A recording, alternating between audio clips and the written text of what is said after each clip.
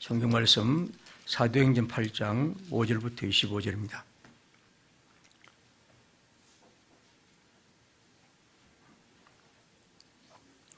빌립이 사마리아 성에 내려가 그리스도를 백성에게 전파하니 우리가 빌립의 말도 듣고 행하는 표적도 보고 한 마음으로 그가 한 말을 따르더라. 많은 사람에게 붙었던 더러운 귀신들이 크게 소리를 지르며 나가고 또 많은 중풍병자와 못 걷는 사람이 나으니 그 성에 큰 기쁨이 있더라. 그 성에 시몬이라 한 사람이 전부터 있어 마술을 행하여 사마리아 백성을 놀라게 하며 자칭 큰 자라 하니 낮은 사람부터 높은 사람까지 다 따르며 이르되 이 사람은 크다 이크는 하나님의 능력이라 하더라. 오랫동안 그 마술에 놀랐으므로 그들이 따르더니 빌립이 하나님의 나라와 예수 그리스도의 이름에 관하여 전도함을 그들이 믿고 남녀가 다 세례를 받으니 시몬도 믿고 세례를 받은 후에 전심으로 빌립을 따라다니며 그 나타나는 표적과 그 능력을 보고 놀라니라. 예루살렘에 있는 사도들이 사마리아도 하나님의 말씀을 받았다 함을 듣고 베드로와 요한을 보내며 그들이 내려가서 그들을 위하여 성령 받기를 기도하니 이는 아직 한 사람에게도 성령 내리신 일이 없고 오직 예수 그리스도 이름으로 예수의 이름으로 세례만 받을 뿐이더라. 이에 두 사자가 그들에게 안수하며 성령을 받는지라. 시몬이 사도들의 안수로 성령 받는 것을 보고 돈을 들여 이르되 이 권능을 내게도 주어 누구든지 내가 안수하는 사람은 성령을 받게 하여 주소서 하니 베드로가 이르되 네가 하나님의 선물을 돈 주고 살 줄로 생각하였으니 네 은과 네가 함께 망할지어다. 하나님 앞에서 네 마음이 바르지 못하니 이 도에는 네가 관계도 없고 분깃될 것도 없느니라. 그러므로 너의 이 악함을 회개하고 주께 기도하라. 홍보함에 품은 것을 사하여 주시리라. 내가 보니 너는 악독이 가득하며 불의에 매인바 되었도다. 시몬이 대답하여 이르되 나를 위하여 주께 기도하여 말한 것이 하나도 내게 임하지 않게 하소서 하니라. 두 사도가 주의 말씀을 증언하여 말한 후 예루살렘으로 돌아갈새 사마리아인의 여러 마을에서 복음을 전하니라. 아멘. 지금 그 부임하는 예배 특송한다고 한 달 이상 연습을 한 걸로 아는데 수고하셨습니다. 예. 오늘은 우리 그동안도 우리 교회 이게 우리가 오후에는 뭐 손님들 오시니까 뭐 이런저런 얘기를 할 수는 없고 꽤 긴 시간 동안 우리가 기도하고 또 우리 위원들이 힘쓰고 같이 만나고 대화하고 한 가운데 이렇게 우리 최무훈 목사님을 우리 교회 담임 목사로 청빙하고 우리가 그 모든 절차를 끝냈습니다. 오늘은 이제 첫 우리 교회 부임하는 예배를 드리게 되어 참 기쁘고 하나님께서 우리에게 또 이런 좋은 길로 인도하셨다는 것에 감사한 마음이 많습니다. 그래서 오늘 이 시간 우리가 예배를 드리면서 처음 부임 예배에 설교를 하게 되었습니다. 우리 함께 마음과 경청하며 주님의 은혜를 받기를 바랍니다. 오시기 바랍니다.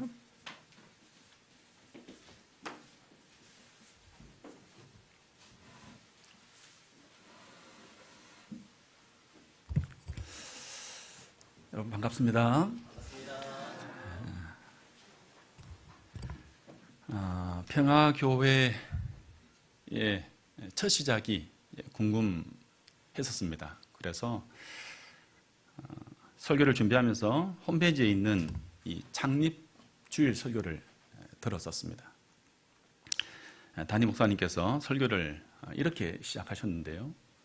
혹시 기억하시는 분 계실 겁니다. 여러분, 저는 어떤 일을 할 때도 그렇지만 빨리 전환을 못합니다. 전환하고 적응하는데 시간이 걸립니다. 그게 저의 특징입니다. 그 대신에 뜻을 정하면 변하지 않는 것도 저의 특징이라고 생각합니다. 이렇게 설교를 시작하시고 설교의 마무리를 이렇게 하십니다. 한나와 마리아는 눈물 가운데서도 하나님께서 이루실 길과 기대를 안고 주님을 찬양하고 있습니다.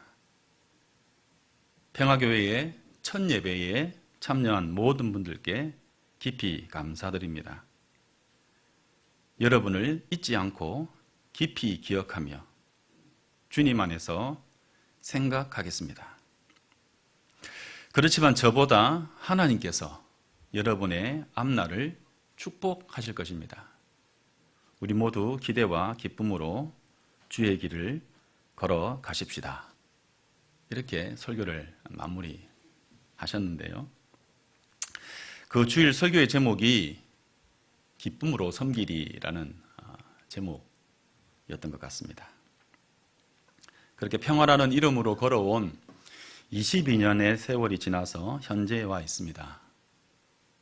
평화교회와 함께 했던 시간은 다 다르실 수 있지만 함께 같은 길을 걷고 계신 여러분을 진심으로 축복합니다. 이제 저는 목사님의 뒤를 잇기 위하여 평화의 한 식구가 되었습니다.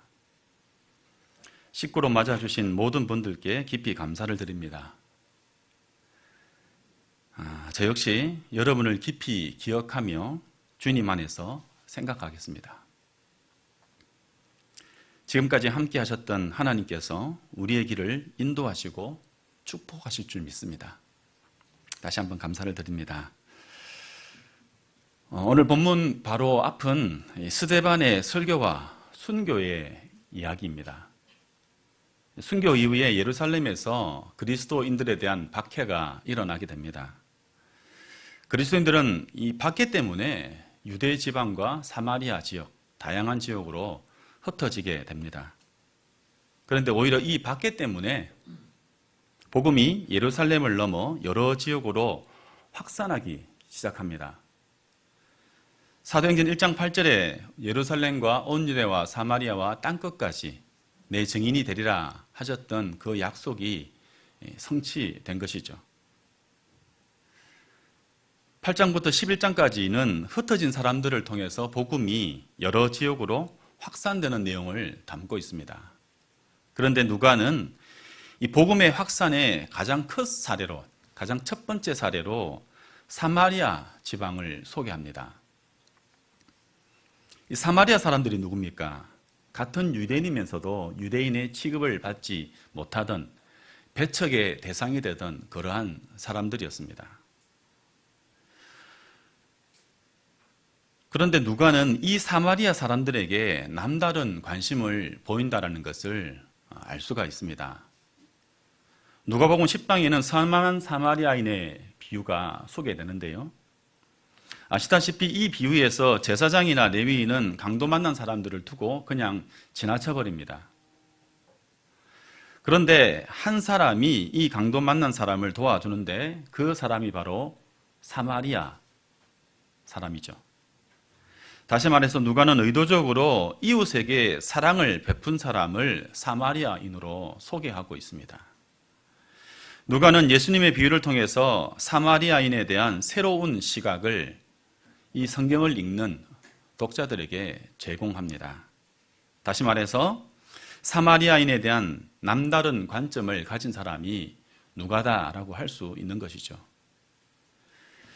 사마리아인에 대한 누가의 남다른 관심은 오늘 성경에서도 엿볼 수 있습니다. 앞서 말씀드린 것처럼 박해 때문에 복음이 확산되는 이야기를 하면서 가장 먼저 언급하는 지역이 바로 이 사마리아 지역입니다. 사마리아로 내려간 빌립의 사역을 가장 먼저 소개하고 있습니다.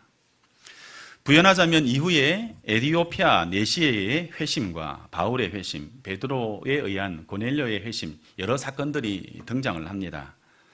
그러면서 각 지역으로 하나님의 복음이 증거됩니다. 누가는 그러한 확산의 첫 이야기로 사마리아 지역에서의 복음을 언급하고 있습니다. 여러분도 아시다시피 누가는 가난하고 약한 사람들에 대한 관심을 가진 사람으로 알려져 있습니다. 오늘 성경에서는 배척당하던 땅, 이 사마리아를 가장 먼저 누가는 언급합니다. 이를 통해 약자에 대한 누가의 마음을 재확인할 수 있는 어쩌면 의도적인 구성이다라고 할 수 있겠습니다.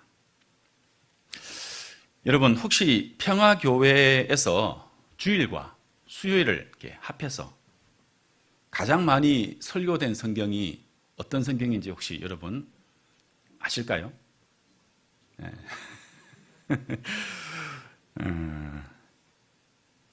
약 목사님께서 아마 누가복음을, 그러니까 이 성경인데 먼저 말했네요. 이 성경을 주일에 외부 강사 카운트를 하면 이제 126번, 그리고 수요일에 144번. 그러니까 시즌 1과 시즌 2입니다. 그래서 주일에 외부 강사를 빼게 되면 목사님께서 아마 한 1000번 정도 설교를 하셨을 것이고, 수요일은 한 약 1130번 정도 설교를 아마 하셨을 것 같은데, 새벽 기도는 빼고요. 그러면 2130번 중에 270번을 이 성경을 가지고 설교를 한 거죠. 그러면 66권 중에 12.5%, 원래 12.4 몇인데 12.5% 정도인 거죠. 그러면 성경의 분량을 감안한다 하더라도 사실은 엄청난 비중을 차지하고 있습니다. 앞서 말씀을 드렸지만 그 성경이 바로 누가복음입니다. 저는 이게 우연이 아니라고 생각을 하는데요. 누가가 가지고 있었던 그 관심과 평화교회의 관심이 별반 다르지 않았었다라는 생각들을 해보게 됩니다. 여러분, 교회의 지도자의 시선과 가치가 얼마나 하나님의 나라에 맞추어져 있는가 하는 것은 이 교회 공동체에게 매우 중요한 점이다라고 생각을 합니다.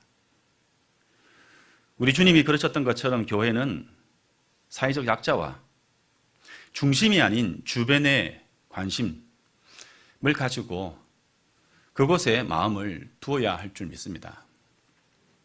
평화교회가 이 땅의 그런 교회로 지금껏 그래왔던 것처럼 현재의 자리를 잘 지켜가는 교회이기를 소망합니다. 오늘 본문 5절과 6절을 보시면 빌립이 사마리아인에게 그 지역에 복음을 전하는 가운데 표적이 나타났습니다. 사마리아 사람들은 빌립을 통해 나타난 표적을 보면서 그의 말을 믿었다 했습니다. 7절은 빌립이 행한 표적들이 무엇인지 알려주는데요. 7절을 제가 한번 읽어보겠습니다. 많은 사람에게 붙었던 더러운 귀신들이 크게 소리를 지르며 나가고 또 많은 중풍병자와 못 걷는 사람이 나으니, 귀신들이 쫓겨나고 중풍병 환자나 지체장애인들을 포함하여 수많은 병자들이 병고침을 받게 됩니다. 그래서 그 성에 큰 기쁨이 있었다라고 했습니다.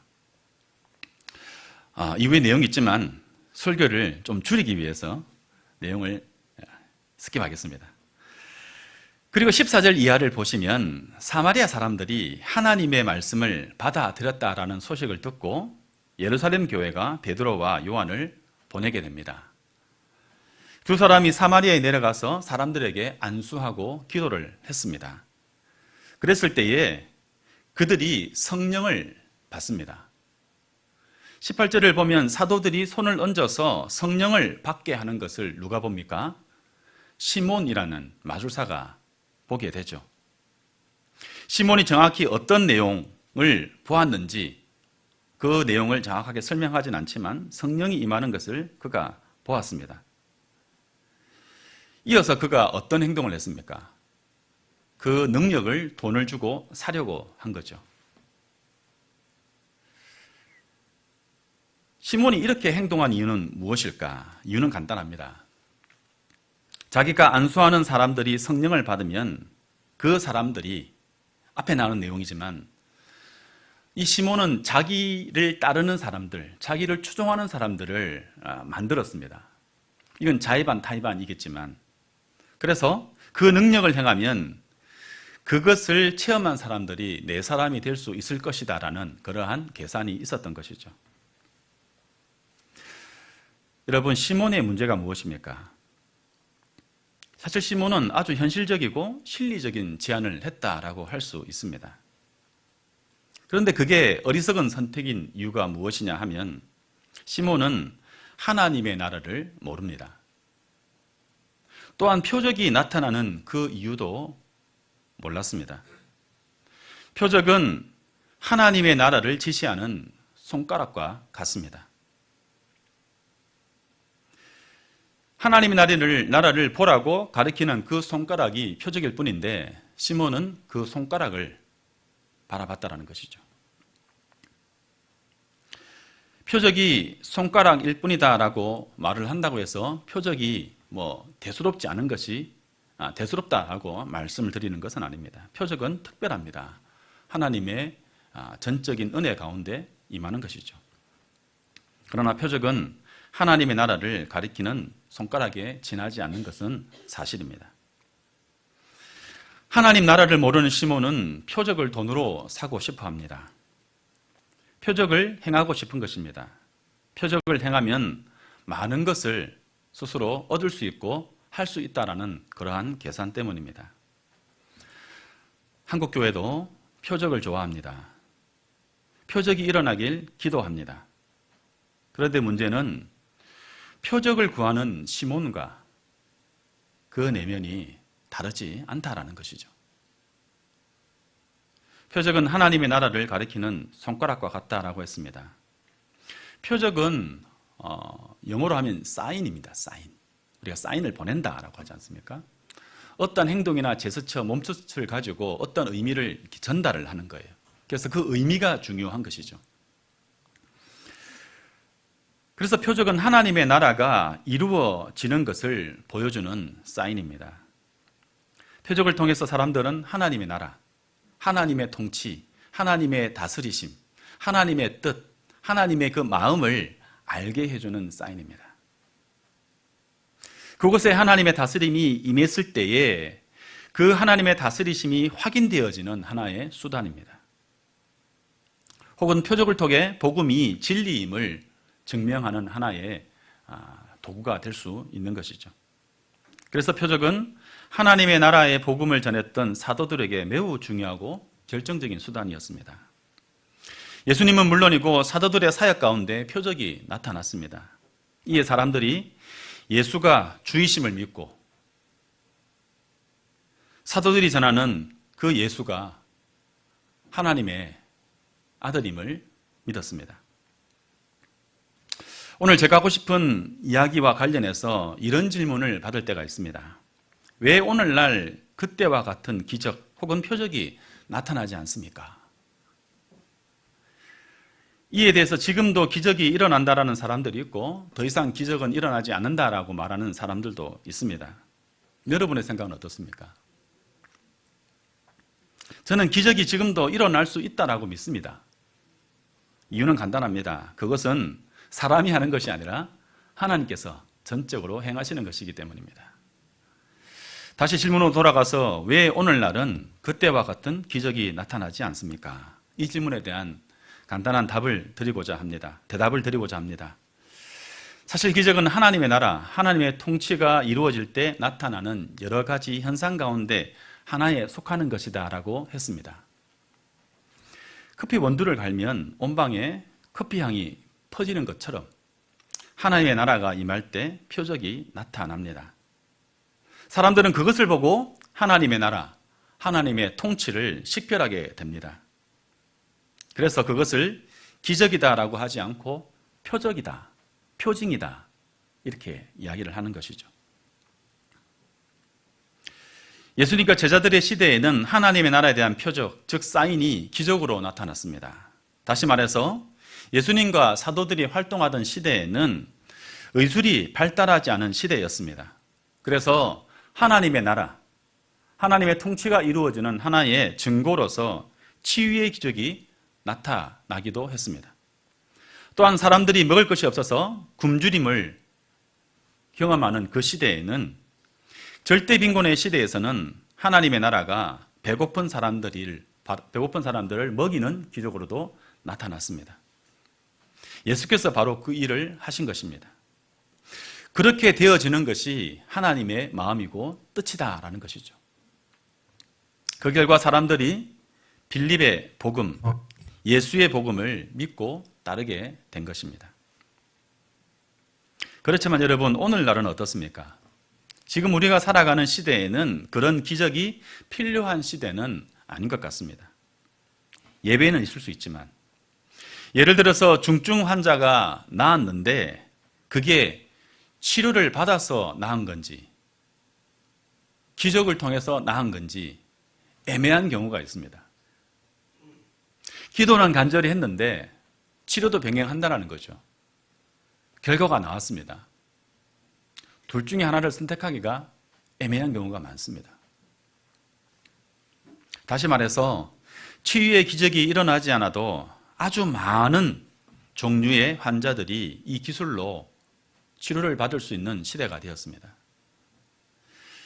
그리고 오병이의 기적이 아니다 하더라도 전 세계로 볼 때 먹을 것이 남아도는 시대가 지금의 시대인 것이죠. 식량에 있어서는 생산력이 최고조로 발전해 있습니다. 그러한 시대를 살아가는 우리에게 표적이라는 것은 상대적으로 많이 그 의미가 퇴색되는 것이죠. 오늘날에는 절대 빈곤의 상태에서 굶어 죽는 사람들이 아직 많이 있습니다. 그런데 22년의 통계를 보면 전 세계 인구 중에 8.5%가 극빈층에 있다고 합니다. 특히 아프리카 사하라 이남 지역과 남아시아 지역, 이 지역이 빈곤율이 아주 높습니다. 빈곤하다 보니 이 지역에는 먹는 문제뿐만 아니라 의료와 위생 모든 부분에 있어서 취약한 상황에 처해 있습니다.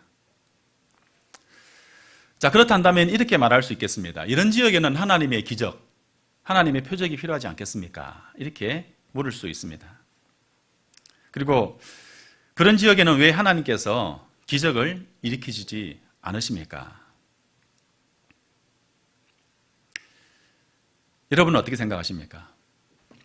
저는 이렇게 생각합니다.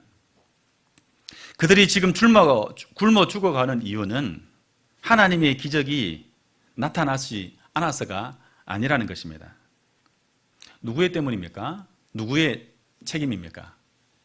인류의 책임입니다. 인류가 먹고도 남을 만한 음식이 한국을 비롯한 선진국에는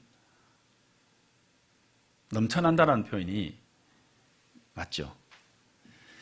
유엔 산하의 기관에서 발표한 내용 중에 세계 8억 명이 굶주리는 이 상황 가운데서 매일 버려지는 음식물이 10억 끼니가 된다라고 합니다. 뿐만 아니라 인류는 절대 빈곤 지역의 위생과 의료 상황을 획기적으로 개선할 수 있는 기술을 충분히 보유하고 있습니다. 단지 그것이 선진국이라는 한 부분에 몰려있고 적체되어져 있어서 이것이 흘러가지 않을 뿐인 것이죠. 이런 현실을 살아가는 가운데 하나님의 나라의 표적은 어떤 방식으로 나타나야 하겠습니까? 사랑하는 여러분, 오늘날 기적이 일어나지 않는 이유는 하나님께서 일하지 않아서가 아닙니다. 하나님의 나라가 이루어질 때 표적이 나타납니다. 모든 인간은 욕망의 존재입니다. 그래서 욕망을 따라 살아가는 것이 어쩌면 자연의 법칙입니다. 그러나 하나님의 나라가 이루어질 때 사람은 욕망을 조절합니다. 그것을 통해서 자기의 것을 다른 사람들에게 나누는 기적이 일어납니다. 우리가 잘 알고 있다시피 성령 강림 사건이 일어난 이후에 교회 안에 가장 먼저 일어난 표적이 무엇입니까? 바로 나눔의 기적입니다. 사람들이 자기의 욕망을 조절합니다. 이것은 자연 법칙을 거스르는 기적입니다. 이게 바로 하나님 나라에 쌓인 표적인 것이죠.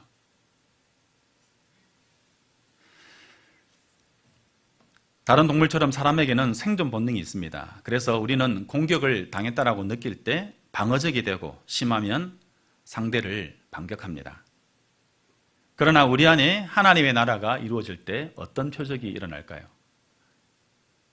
편가르고 배제하려는 마음을 뛰어넘어서 포용하고 환대하는 선택을 우리는 하게 됩니다. 그런 선택 하나하나가 하나님의 나라가 이루어졌다라고 하는 표적인 것이죠. 저는 우리 평화교회를 통해서 표적을 봅니다. 모든 교회가 지향하는, 대부분의 교회가 지향하는 것이 아닌 반대를 지향하는 그러한 교회. 그런데 그 지향점이 하나님의 나라의 가치와 곧 가난한 사람들과 약한 사람들을 위하는 지향점이고 선택인 것이죠. 이 땅에 얼마나 많은 교회가 주의 나라가 임하옵시며라는 기도를 합니까? 그런데 그 기도가 그저 외치는 꽹과리와 다를 바가 없다라는 것을 너무나 쉽게 목도합니다. 지금 우리가 겪고 있는 이 현실이 얼마나 반 하나님 나라적입니까? 그렇지만 아무도 이 무도한 지도자와 무책임한 권력자들에 대해서 어떤 메시지도 내지 않고 있습니다. 사랑하는 여러분, 하나님 나라의 백성인 우리는 이 세상에 대한 하나님 나라의 표적이라는 사실을 늘 인식하고 살아야 하겠습니다. 그것은 선택이 아닌 것이죠. 저와 여러분의 삶은 세상 사람들에게 하나님이 살아계심을 보여주는, 그리고 하나님의 나라가 이 땅에 임하였다라고 하는, 하나님의 통치가 이 땅 가운데 시작되었다라고 하는 그것을 이 세상 가운데 보여주는, 사람들에게 보여주는 표적인 것입니다. 사실 저는 우리 평화교회가 그런 역할을 감당해 오고 있다라고 살펴보니 그렇더라고요. 그렇지만 현재에 머물지 않고 더욱더 그 역할을 감당하는데 우리의 마음과 힘을 쏟아야 하겠습니다. 교회 공동체를 통하여, 그리고 우리의 각자의 삶의 현장에서 하나님의 나라를 보게 하고 하나님의 살아계심을 보여주는 증거로, 증인으로 우리가 살아야 하겠습니다. 저는 2003년 평화교회란 새 이름으로 시작한 후로 담임 목사님과 걸어온 22년의 세월이 세상을 위한 표적으로 살아낸 시간이었다라고 저는 생각합니다. 왜 부족한 것이 없었겠습니까? 그렇지만 후회는 없을 것 같습니다. 목사님과 만나 이야기를 하다가 가끔 나의 한계다라는 표현을 하시는데, 저는 그것이 한계라는 말씀, 그 말씀에 유일하게 동의가 되지 않는 점이었습니다. 그것은 한계가 아니라 목사님의 됨됨이다라고 생각합니다. 그런 사람이고 그런 목회자였기 때문에 이까지라도 올 수 있었지 않았겠는가. 이 세상을 위한 표적을 보이는 교회로서 그나마 서 있을 수 있지 않았겠는가라는 그런 생각들을 해보았습니다. 목사님과 평화교회가 걸어온 길은 많은 사람들이 찾는 길이 아니죠. 넓은 길도 아니었습니다. 바라기는 하나님께서 평화교회를 하나님의 표적으로 더욱더 귀하게 사용하시기를 바랍니다. 평화교회의 그러한 쓰임을 통해 이웃과 이 지역이 하나님 나라를 보기를 소망합니다. 더불어 우리 지역의 이웃들이 하나님께 영광을 올려드릴 수 있기를 간절히 바랍니다. 그러할 때 평화교회로 인해, 우리 평화교회로 인해 우리 주님이 기뻐하실 것입니다. 잠시 기도하겠습니다. 하나님, 우리 가운데 오셔서 주의 나라를 이루어 주옵소서. 그 나라가 우리의 삶에 표적으로 나타나게 하여 주옵소서. 우리의 마음과 삶이 변화되어서 우리의 한계를 넘어서는 기적이 일어나게 하옵소서. 우리의 섬김이 우리 자신에게 그리고 주님을 모르는 사람들에게 표적이 되게 하여 주옵소서. 바라기는 우리에게 주어진 일상에서 주께서 허락하신 사명을 다 할 수 있게 하여 주옵소서. 예수님의 이름으로 기도드립니다. 아멘.